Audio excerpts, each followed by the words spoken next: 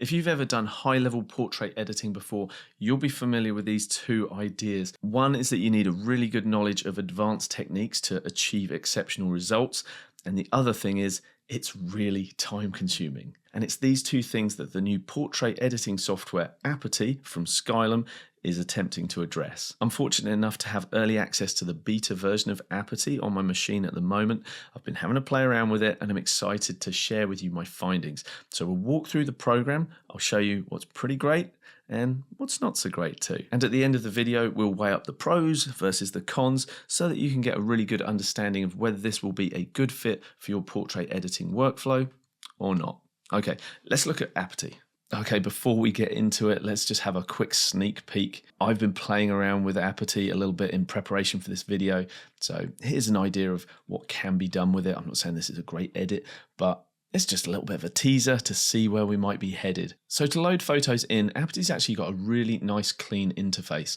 We just click the plus icon in the top left, we create a name for our project, click the continue, and that allows us to add a new folder. You then just select the folder, and Aperty loads those images in and you're good to start working. It supports JPEG, TIFF, and the really good thing is it also supports RAW. As you can see from the folders of images I've been working on, real world wedding stuff, a few other portraits, but it's this one here that I want to focus on today. This is a portrait shoot done down at a local beach, a really beautiful girl, but images that are ideal for retouching. So it's one of these photos that we'll work through in this video, possibly this one so we get a good view of the face. But first of all, let's have a look at the actual interface itself. Obviously, we've got the usual program options here. We can add new folders, new projects, which is a really nice clean interface with subtle little animations. It's very nice to look at, very nice to use. And to return back to your project, you just double click it, opens up very nice and fast. You can add new photos to that project if you want. But these two tools here are a little bit of an anomaly because we have the ability to erase and clone. We also have the dodge and burn tool right next to it as well. And I find the positioning of those tools so weird. In fact, they're just floating off on the left-hand side. I didn't even realize that they were there for my initial edits. So if you're looking for those tools, that's where they live. But don't be surprised in the main launch if we don't see those relocated to somewhere that just makes a little bit more logical sense. And that logical place is over here on the right hand side amongst all these other tool sets. So if I work through these, you'll see what we have available to us. We've got our basic canvas type tools, so that is crop and optics. So if we want to just reframe our photo and recompose, we can absolutely do that. We also have the ability to work with the raw file, apply camera profiles, and do all the good stuff with curves, colors, all of that. I'm not going to go into that in this particular video because if you're watching this, the chances are you know how to process a raw file and what all of these sliders do.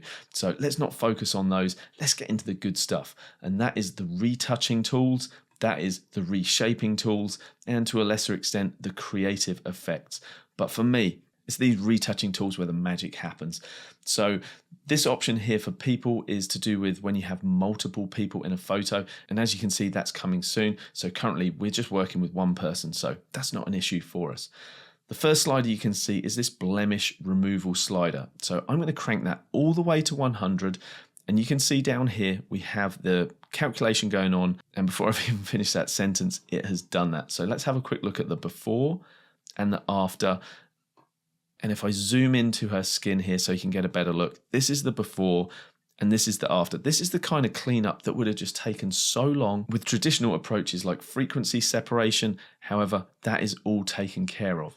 We've also got this freckle slider here, but our model doesn't have any freckles, so that's not going to do anything. But if you do have a model with freckles and you want to remove them, you can do that or bring it all the way down to leave them in on the face untouched. So that's a really good option. We have the ability to leave more details on the skin intact by pushing this up to 100, or if we take it down to 0, it's going to more aggressively remove what it considers as blemishes. So here's our before and here's our after. The next slider, skin smoothing, that I'll crank to 100%. That is another staple of the portrait editing and beauty editing industry. Of course, we don't need to put that up to 100. It can be a little bit excessive and probably is in this case, but I want to push these all the way to 100 so that you can clearly see as I toggle the before and the after, what this is capable of just with automatic sliders. So if you've ever done detailed retouching, frequency separation, zoomed in to be removing pimples and acne with dodge and burn, things like that, you will already appreciate just how much time this is going to save you. From that point of view, it really is awesome. Okay, let's see what else this has got in store for us. So face skin color correction. If I grab this slider and push this all the way to 100, this is one of those tools that on some instances I've noticed really good results, and on others I've been less than impressed. So due to the way that I actually photographed this, there wasn't any nice light being bounced up into this side of her face.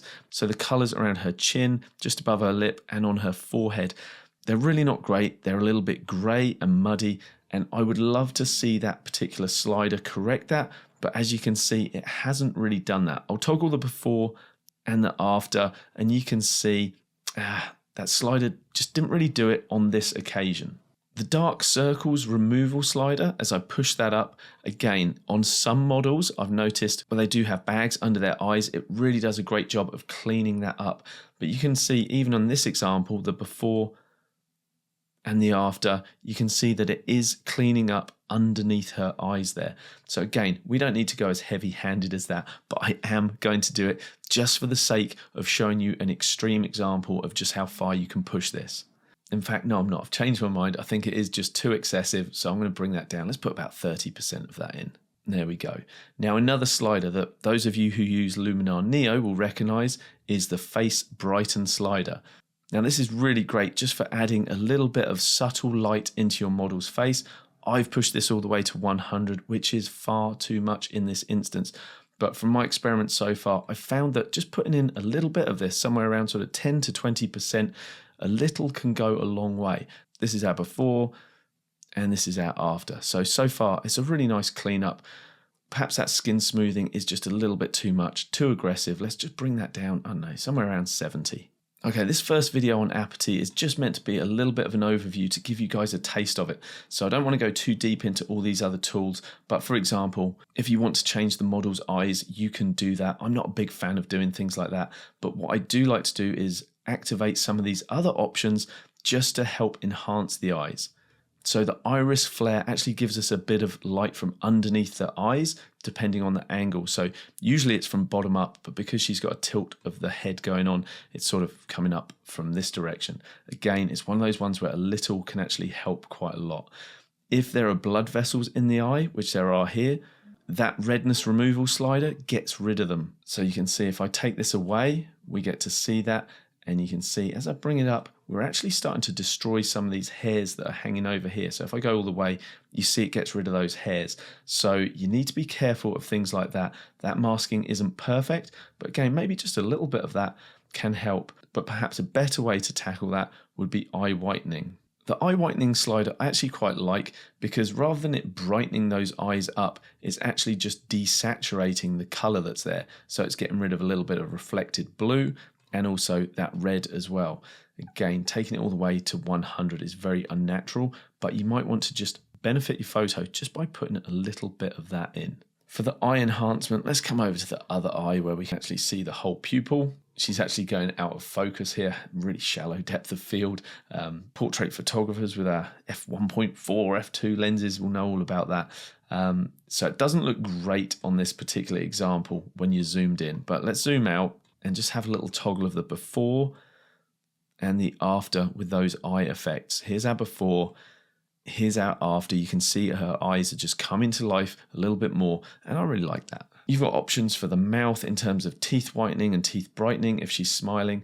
And the makeup section here, this is actually really interesting. I wasn't very excited about it, to be honest. I thought, I'm not going to be using that because I'm the photographer. The job of the makeup is that of the makeup artist. But as I've been playing around with it, I've realized that some of these tools can actually be utilized to enhance our photography without actually applying makeup as such.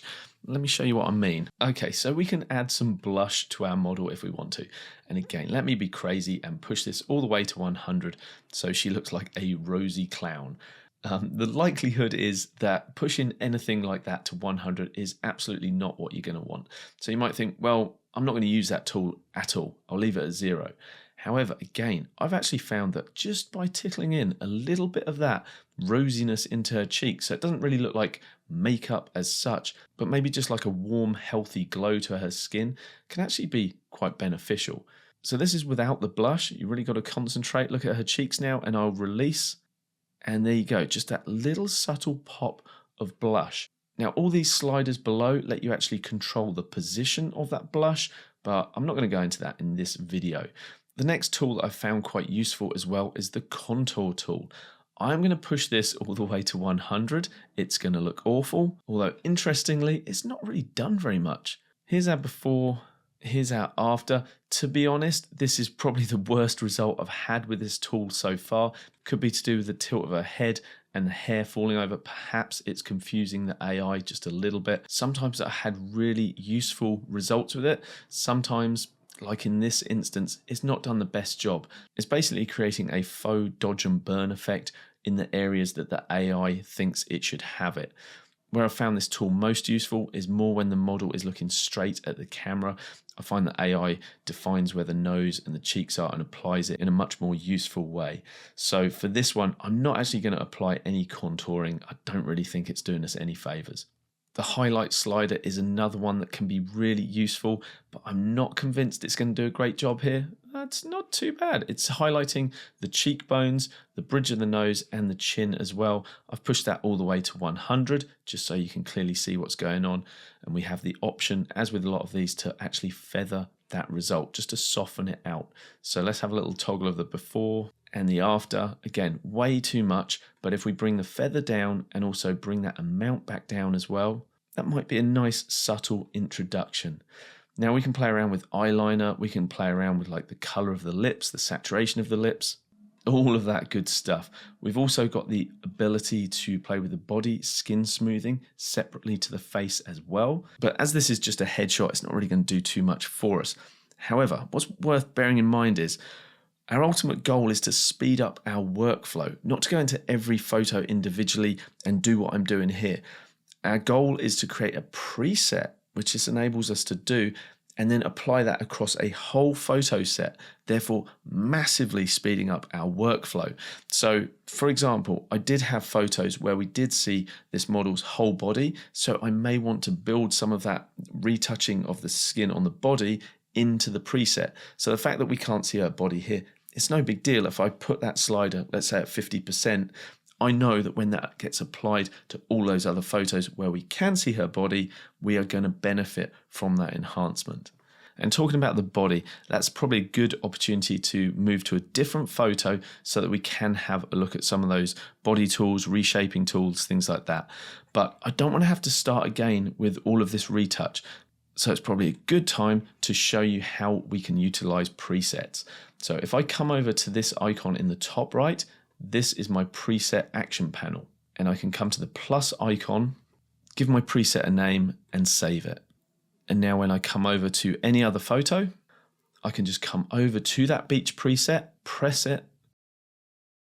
So any of the changes that we applied to the previous photo have now been applied to this one. So if I zoom into her face and hold down the / key, same as on Luminar Neo, we can see our before, and then I'll release it for the after. And you can see that the skin has all been intelligently cleaned up for us. The eyes have also been identified and enhanced based on those previous eye enhancements that we set up, which is really cool and a huge time saver as well. And you'll also notice that we have this amount slider for the preset as well. So one thing I've noticed is a good thing to do is to build a very strong, powerful preset, and then you can just dial it in to taste. But in this case, we're going to leave this at 100% so that you guys clearly see, or as best you can on YouTube, the changes that are going on. So the next tool I want to show you is this reshape tool. We have got a lot of options for reshaping parts of the face, the mouth, the nose. But for this one where we can actually see her body, I'm just going to have a quick look at the reshaping dynamics. So as you can see, what you can do is either make her body wider or you can make a body slimmer. But I'm not going to even insinuate that we should be changing her body or anybody's body for that matter. The ethics of that I'm not getting into in this video, but I'm just showing you that it is there as an option. We can pull in her abdomen if we wanted to do that as well. But I am going to say this about this particular tool. I do find it's a little bit too rudimentary. I always try and keep my reviews as honest and unbiased as I possibly can and say what's good and say what's bad. This is one of those things that I think is bad. I think they've cheaped out, borrowed the technology from Luminar Neo. If they want to get a good result with body reshaping, I think they need to do what they've done for the face, which is they've upped what they have as facial recognition points from 32 in Luminar Neo to over 4,000 inside Aperty. That's why we can control the position of the cheekbones, the eyebrows. I haven't shown you that yet, but you can do all of that.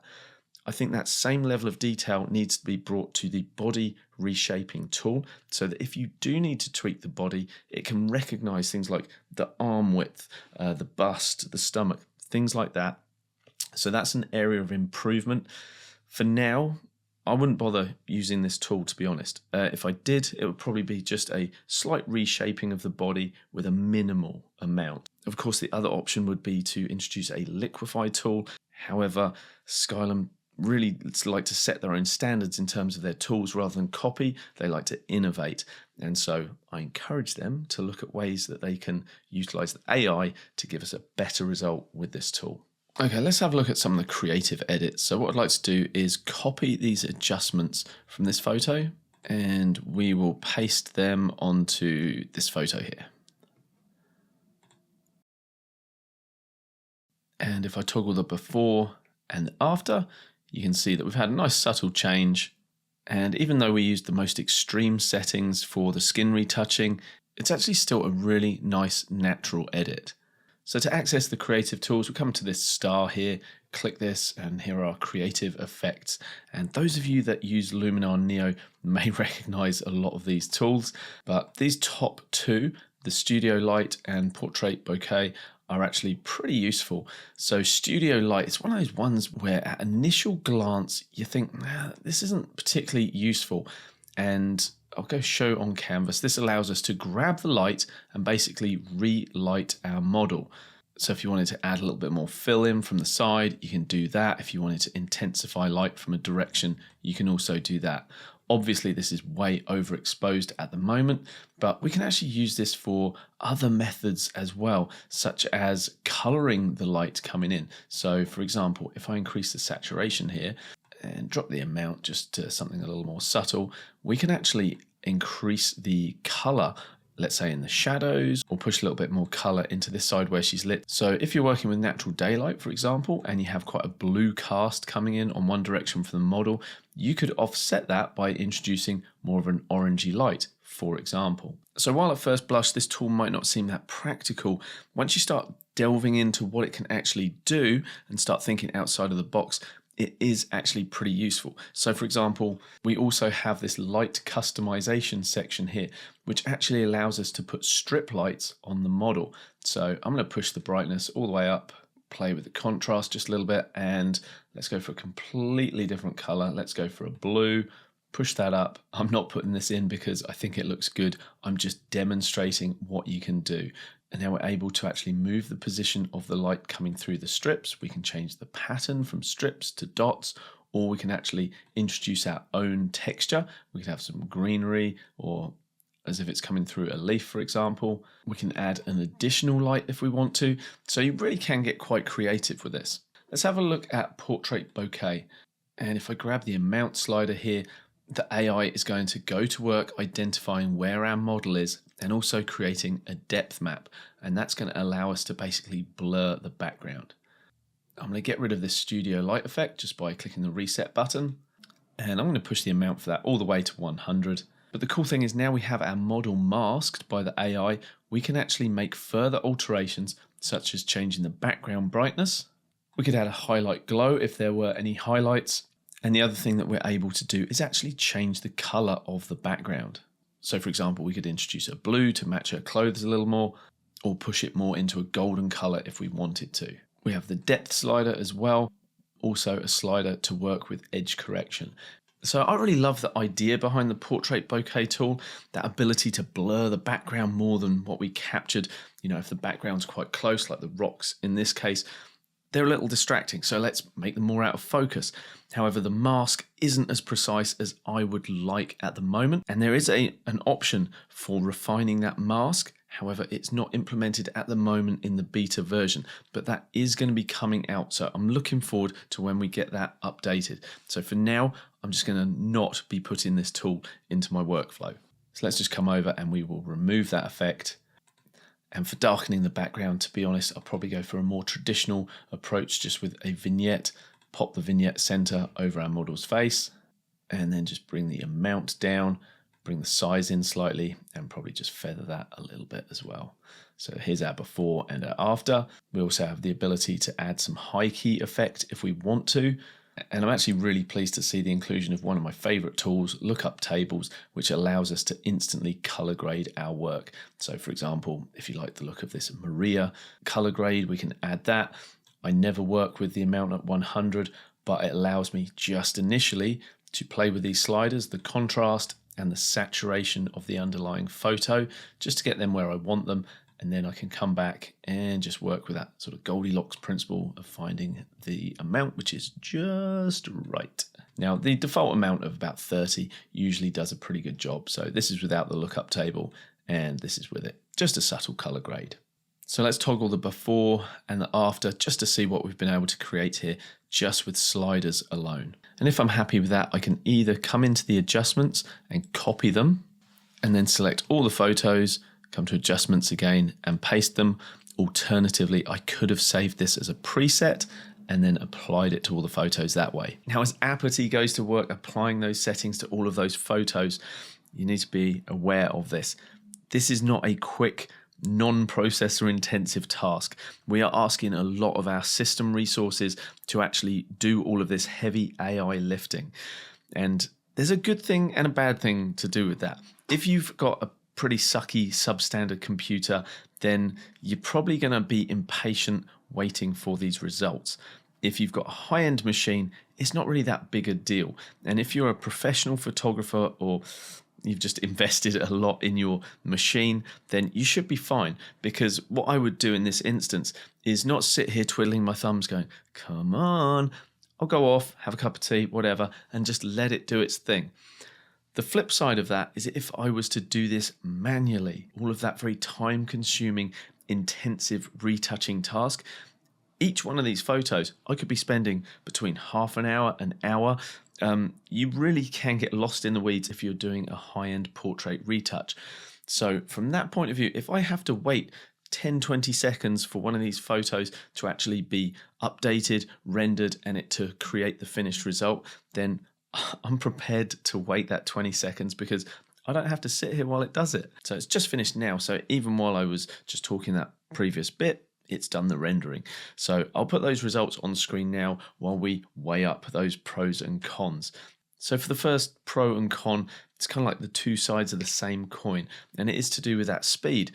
If you're sat here moving the sliders individually, it can seem a bit slow waiting for it to do that retouch. But we're so used to instant results for things these days. Just a couple of seconds delay waiting for a full retouch that might normally take us 15 minutes, 30 minutes, whatever.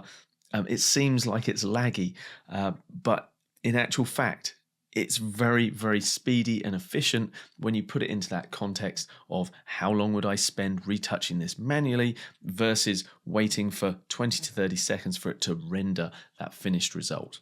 And the second pro and con has a similar kind of feel. The pro is, it is a pro level tool. You're going to get excellent results when you set it up correctly. But the flip side of that is, with a pro level tool comes a pro level price tag. This isn't a cheap piece of software, but if you're using this for your business, it's an excellent, or I believe it's an excellent investment. Currently $249 for a complete license. So you'll always have access to it. You get 2 years of updates included with that. Once it's released officially, it's going to move to a subscription-only model, and I believe it's going to be $249 per year. But I have been told that after September 24, it will no longer be able to be bought as a one-off license. I've warned you. Okay, next Pro, in terms of a first version, first release for a piece of software, I'm actually really impressed just how far along this is. It's much more feature rich and complete than I expected it to be, so that's really good. However, a con is there are a few tools inside of here that I have mentioned that I feel just need a little bit more development for us to put our full trust in them. Okay, we've got another pro con which has duality about it.